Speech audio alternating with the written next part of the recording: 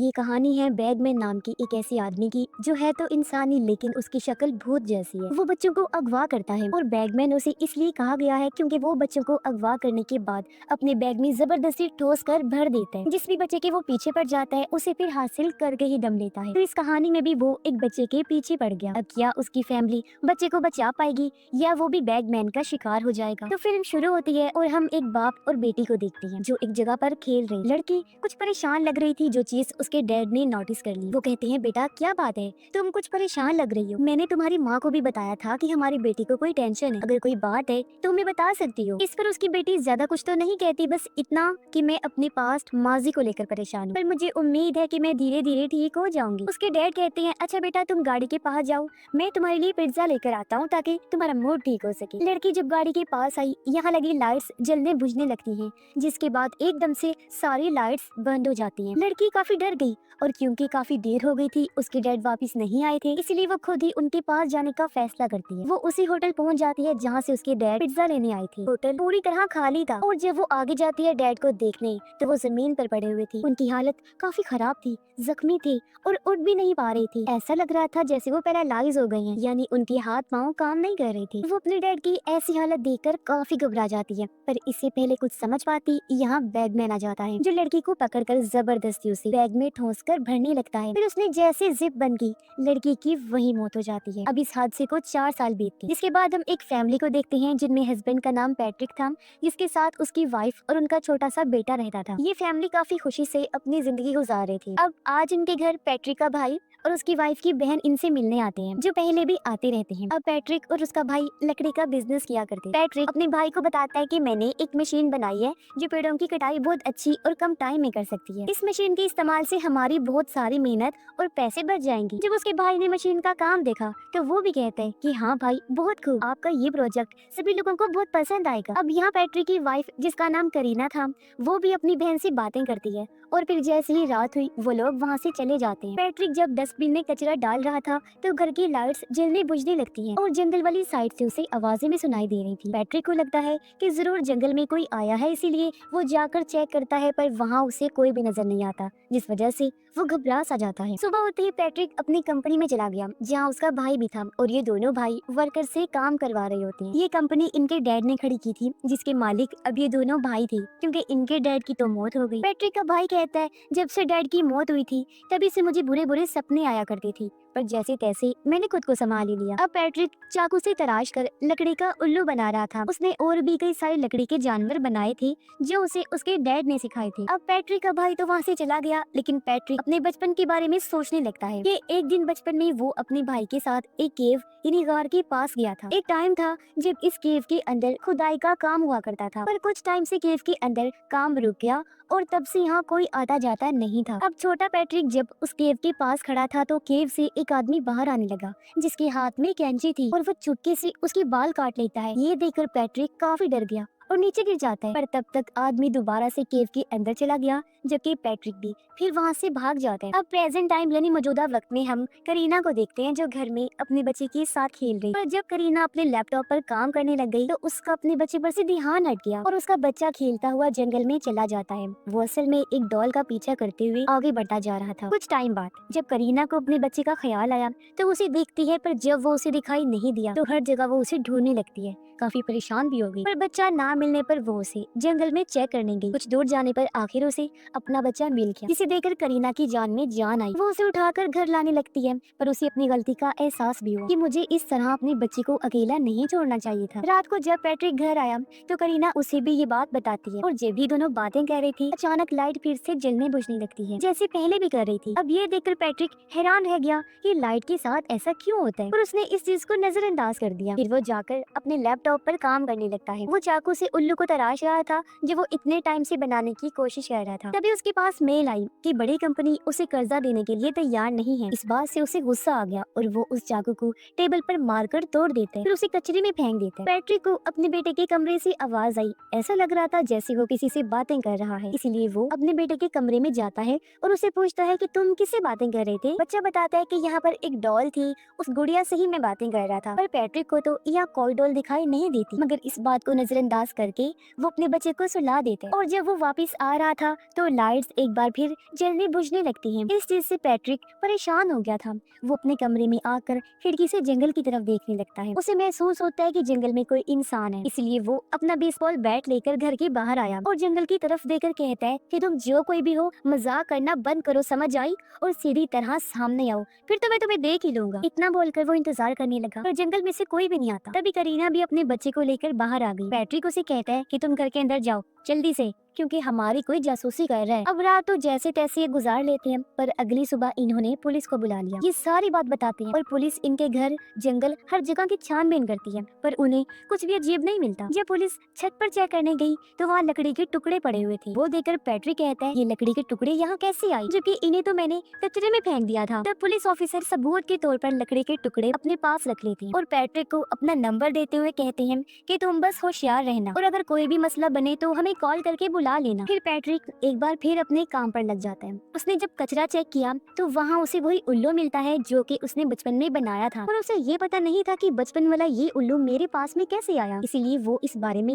अपनी वाइफ से पूछता है कि क्या ये उल्लू तुम लेकर आई हो। करीना कहती है नहीं तो मैंने तो खुद पहली बार देखा है ये उल्लू। पैट्रिक को कुछ समझ नहीं आती। वो सोच में पड़ा होता है कि आखिर मेरे बचपन का खिलौना आज मेरे पास कैसे आ गया। साथ ही ये भी पता चलता है कि पैट्रिक ने जो चाकू तोड़कर कचरे में फेंक दिया था वो भी वहाँ से गायब था। अब करीना उसे कहती है कि हमारा बच्चा हर टाइम फ्लूट यानी बांसुरी बजाता रहता है, इस वजह से काम करने में मुझे मसला होता है। वो पैट्रिक को फ्लूट देते हुए कहती है कि तुम इसे छुपा कर रखो। तो वो फ्लूट को एक डब्बे पर रख देता है और खुद पैट्रिक अपने बच्चे के साथ खेलने लगा और उसका बेटा नहाते हुए जिद करने लगा कि मुझे तो वही फ्लूट चाहिए। इसलिए पैट्रिक गोदाम में जाता है क्योंकि फ्लूट उसने जिस डब्बे पर रखा था वो डब्बा अब गोदाम में रख दिया गया था। अब उसके जाने के बाद बच्चा अकेला था तो बैगमैन खिड़की खोलकर बाथरूम में आने लगा, पर पैट्रिक को भनक हो गई थी कि कोई गड़बड़ है, इसलिए वो वापस अपने बच्चे के पास आ गया और उसे संभालता है। जहाँ करीना भी आ चुकी थी क्योंकि उसने भी अपने बच्चे की आवाज सुनी। उनका बेटा ठीक था, बस वो ये कहता है कि मैंने यहाँ एक डॉल को देखा। अब पैट्रिक परेशान था क्योंकि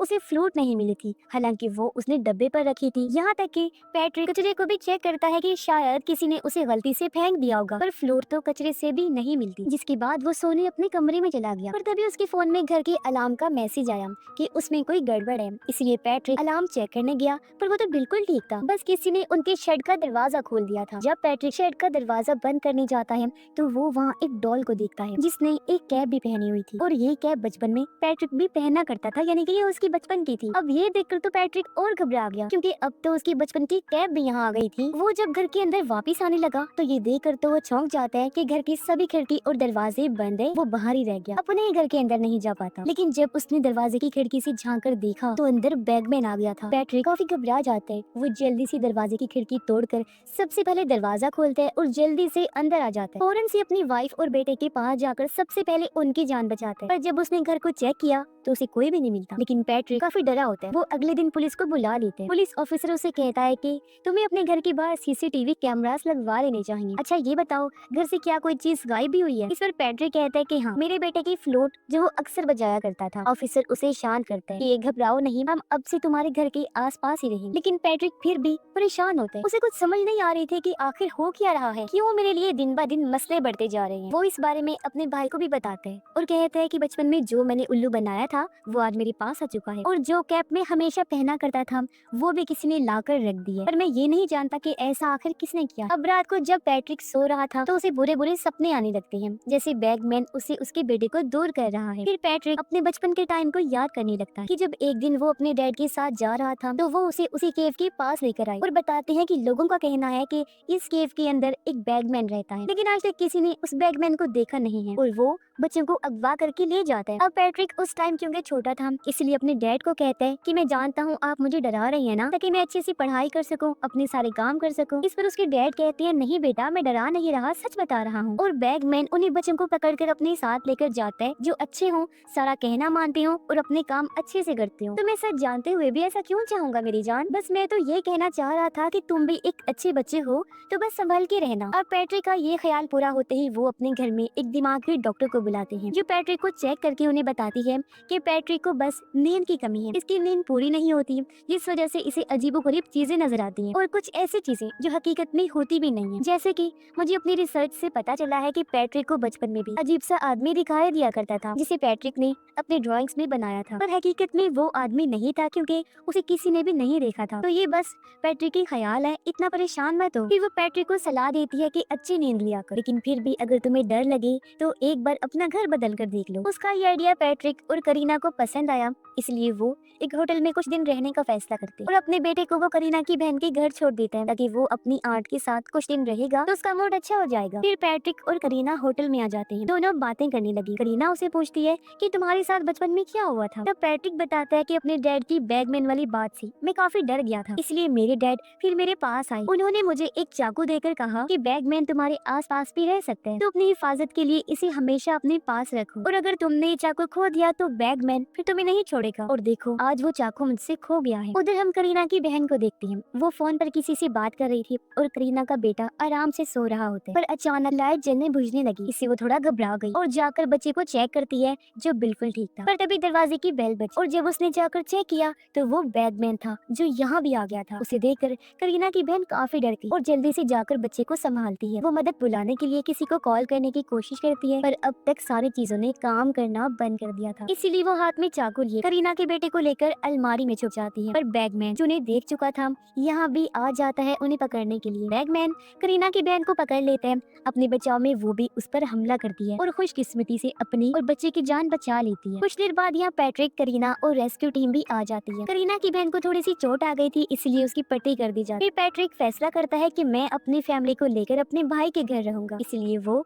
उन लोगों को लेकर अपने भाई के घर आ जाता है। अब करीना की बहन काफी डरी सहमी थी। करीना उसे संभालती है कि तुम्हें डरने की जरूरत नहीं है क्योंकि मैं तुम्हारे पास में ही हूँ। करीना की बहन बताती है कि वो आदमी बहुत अजीब और खतरनाक, और जब उसने मेरे फेस को पकड़ा तो मैं पैरालाइज हो गई थी, पर शुक्र है चाकू की मदद से मैंने हम दोनों का बचाव किया। उधर पैट्रिक के हाथ में बेसबॉल बैट था और सारी रात जागने का वो फैसला करता है ताकि अपने बच्चे की हिफाजत कर सके, क्योंकि अब तक वो समझ गया था कि बैगमैन उनके बेटे के पीछे ही पड़ा हुआ है। लेकिन करीना उसे समझाती है कि यहाँ कोई खतरे वाली बात नहीं है, क्योंकि हम तुम्हारे भाई के घर हैं, वो भी घर पर है और बाहर पुलिस भी है, तो तुम बेफिक्र होकर आराम से सो जाओ। इसीलिए पैट्रिक भी लेट गया। उसकी आंख लग जाती है। कुछ मिनट के बाद जब उसने टैब पर चेक किया तो उसके बेटे के पास बैगमैन पहुंच चुका था। ये देख पैट्रिक डर गया, जल्दी से भागकर अपने बेटे के रूम में आता है, पर तब तक बैगमैन बच्चे को ले जा चुका था। पैट्रिक जब अपने भाई के कमरे में आया तो ये देखकर उसके होश उड़ गए थे कि उसके भाई और भाई की वाइफ की मौत हो गई है। वो जब बाहर आया तो तब और भी भयानक मंजर था, क्योंकि पुलिस वालों को भी किसी ने मार दिया था, जो काम जाहिर है बैगमैन का ही था। उस अकेले ने ही इन सबको मार दिया। अब पैट्रिक बैगमैन को छोड़ने वाला नहीं था। उसे लगता है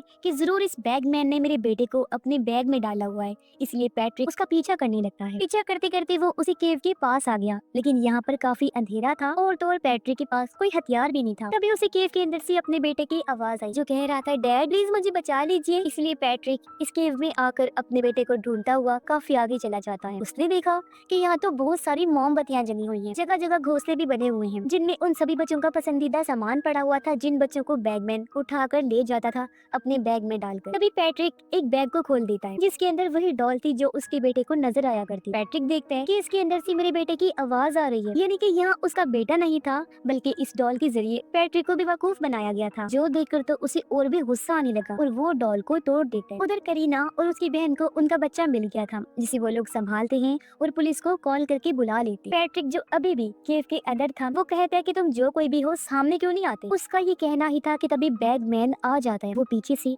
पैट्रिक का मुंह पकड़ लेता है और उसे अपने साथ ले जाने लगा। वो काफी भयानक किसी भूत जैसा दिख रहा था। अपने साथ बैग भी लाया होता है और उसके मुंह पर हाथ रखने की वजह से पैट्रिक पैरालाइज हो जाता है। वो हिल भी नहीं पा रहा था, बस लेटा रहता है। तभी उसने सामने के घोंसले में देखा, जहाँ उसका वही चाकू पड़ा हुआ था जो उसने तोड़कर कचरे में फेंक दिया था, जो गायब हो गया। अब किसी तरह पैट्रिक वो चाकू उठा लेते हैं और उसे बैगमैन की गर्दन में घोंप देते हैं। यहाँ उसे वो फ्लूट भी मिल गया जो अक्सर उसका बेटा बजाया करता था। अब किसी तरह पैट्रिक उठा और यहाँ से भागने की कोशिश करता है, पर बैगमैन उसकी जान छोड़ने वाला नहीं था, वो भी उसका पीछा करता है। तब पैट्रिक फ्लूट को केव से बाहर फेंक देता है, लेकिन बैगमैन उसके पास आकर पैट्रिक को मुंह से पकड़ के उठा लेते हैं और अपने साथ लाई बैग में वो जबरदस्ती पैट्रिक को भरने लगता है। पैट्रिक की हड्डियां बुरी तरह टूट गई, यानी दर्दनाक उसकी मौत हो जाती है। तब तक करीना भी केव के बाहर पुलिस को लेकर आ जाती है। यहाँ पर पड़ी फ्लोर देखकर वो समझ जाती है कि पैट्रिक केव के अंदर ही है, इसलिए बहुत सारी पुलिस केव के अंदर जाती है, पर अफसोस उन्हें वो नहीं मिलता। तभी हमें पता चलता है कि पैट्रिक को बचपन में उसके डैड ने ये भी कहा था कि बैगमैन सिर्फ खूबसूरत और छोटे बच्चों को ही पसंद करता है अपने साथ ले जाने के लिए। जो बच्चा उसकी नजर में आता है,